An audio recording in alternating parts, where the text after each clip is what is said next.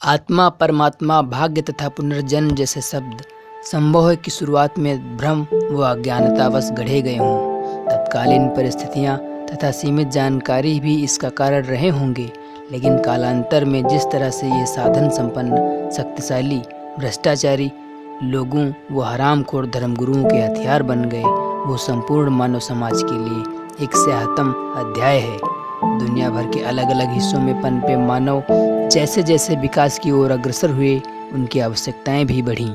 सीमित संसाधनों तथा सीमित जानकारी से उन्होंने कई कल्पनाएं, परंपराएं, मान्यताएं तथा धारणाएं गढ़ीं, जो आगे चलकर इनकी संस्कृति कहलाई। समय के साथ इनका ज्ञान और बढ़ा, नई नई तकनीकों को विकसित कर यह लगातार विकास की सीढ़ी चढ़ रहे थे। अब लड़ाई रोजी रोटी से हटकर पैसा, पद, प्रतिष्ठा की हो चली थी। यहीं से शुरू होता है धर्म और भाग्य का असली खेल। जानकर हैरानी होती है कि लोगों को लूटकर उपयोगी वस्तुओं के साथ महिलाओं और बच्चों को गुलाम बनाकर बेचने वाले लुटेरे भी अपने अपने आराध्यों के प्रति आस्था व निष्ठावान थे। अब बात करते हैं हमारे देश भारत की, तो अन्य देशों की भांति भारत भी हमेशा धर्म प्रधान देश रहा है, लेकिन जिस तरह से कुछ धूर्त जातिवादी लोगों द्वारा अपना व अपने लोगों का स्थान सर्वोच्च व विशेषाधिकार युक्त रखने के लिए वर्ण और जाति की रचना की गई, वो अत्यंत क्रूर, अमानवीय, पक्षपाती, विभाजनकारी व शोषणकारी है। संपूर्ण मानव इतिहास खंगालने पर भी इस तरह के उदाहरण नहीं मिलते।